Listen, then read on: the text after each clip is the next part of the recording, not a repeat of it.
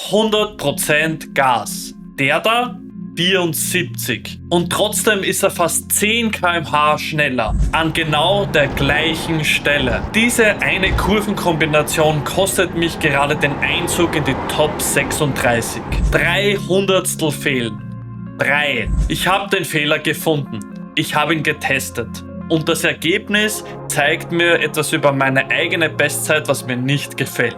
Kurzes Update. Seit dem letzten Video bin ich 2-mal schneller geworden. Ich stehe jetzt bei 2:17,572. Vor einer Woche war das P25 bei 1466 Fahrern. Und heute? P47, die gleiche Zeit. Das Feld ist auf über 1860 Fahrer gewachsen und die Grenze wandert jeden Tag weiter nach unten. P36 liegt 300stel vor mir, aber knapp über dieser Linie stehen bringt nichts. Ich brauche Reserven. Also, wo liegt die Zeit? Spa.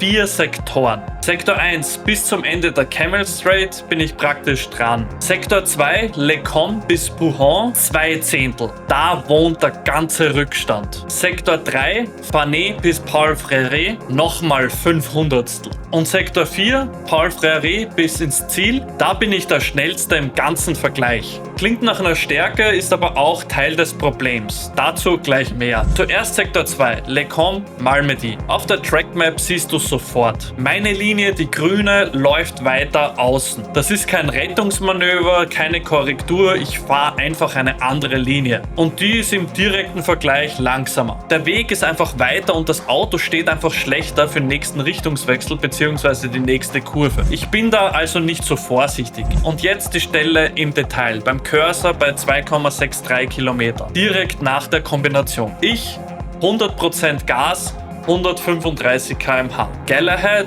74%, 144,9 km/h. Fast 10 km/h schneller mit weniger Gas an dieser Stelle. Und wie?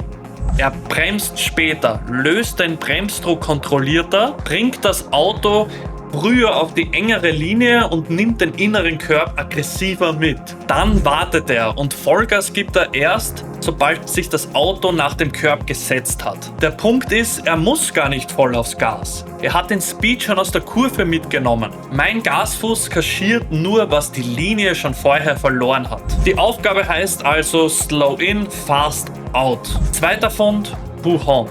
Wieder er gegen mich. Das ist fast aufs Tausendstel genau der Abstand zur Linie für Platz 36. Eine einzige Kurve und das Muster ist genau dasselbe.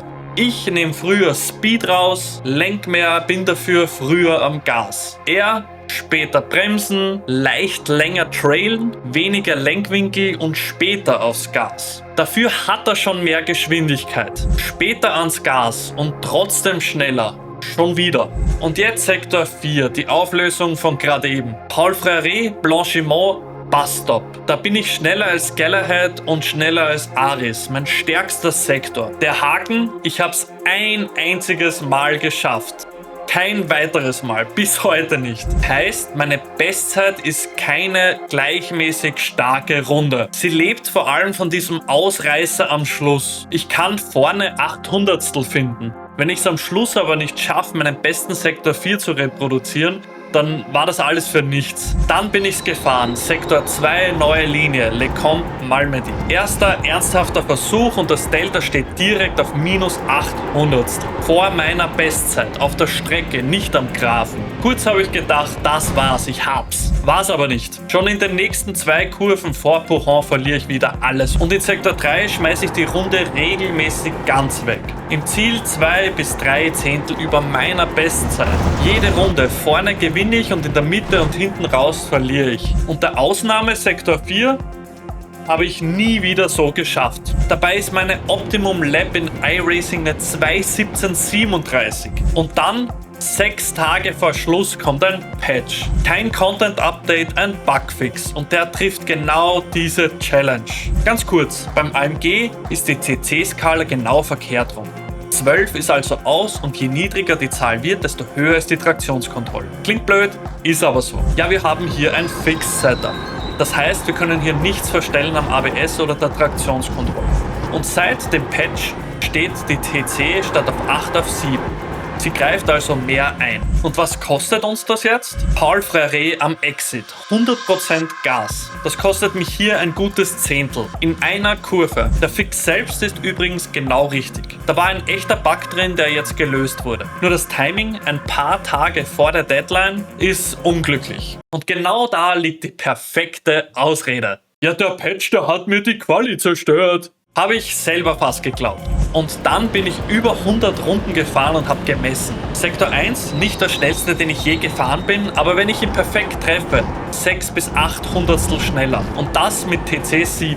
Und die ganze Runde fast eine halbe Sekunde langsamer als meine Bestzeit. Und die Analyse ist unangenehm. Die TC-Eingriffe kosten mich ungefähr 1,5 Zehntel. Der Rest, rund 3 Zehntel, bin ich. Ich verliere wieder am Entry. Fanet, Pouhon, genau dieselben Stellen, die ich schon mal gelöst hatte. Das Gefühl von letzter Woche einfach weg.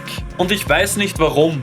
War es das 24-Stunden-Rennen mit dem Porsche, der anders zu fahren ist? Oder war es die Umstellung am Force Feedback durch einen neuen Fanatec-Patch?